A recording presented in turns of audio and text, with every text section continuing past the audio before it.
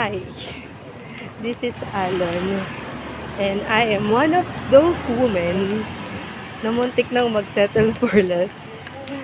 And kapag naalala ko yun, I'm not proud of it. And as a Christian, I think I've been looking for a love that is not on time. I'm rushing. And ayun. So, nauuwi lang din sa heartbreaks. And what is good is that may mga taong nagpapaalala sa akin na I should not settle for less. Medyo masakit. Masakit ka lang kasi syempre mahal ko yung tao na yun. Pero red flag na yung tao na yun. Tapos red flag eh. So kapag red flag, lulubayan. Nilulubayan.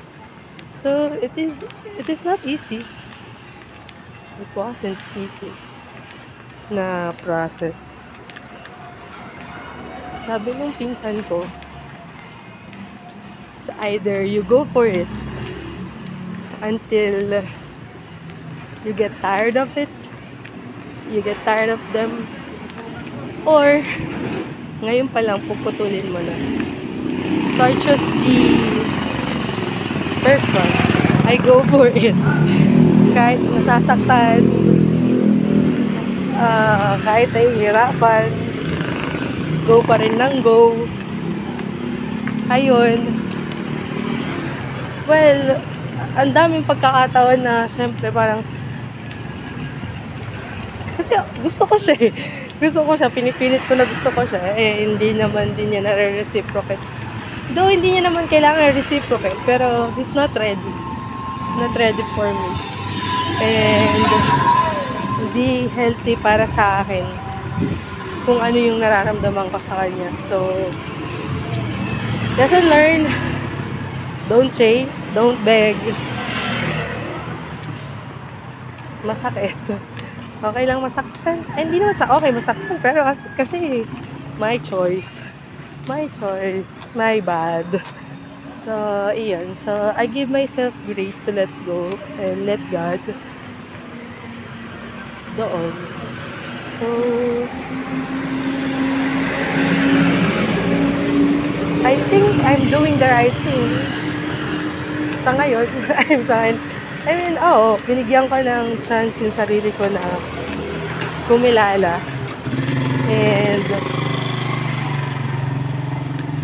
naging matapang ako sa part na parang sa tingin ko hindi ako deserving sa mga ganitong treatment. Na parang, oh Lord, totoo ba? Deserve ko ba to?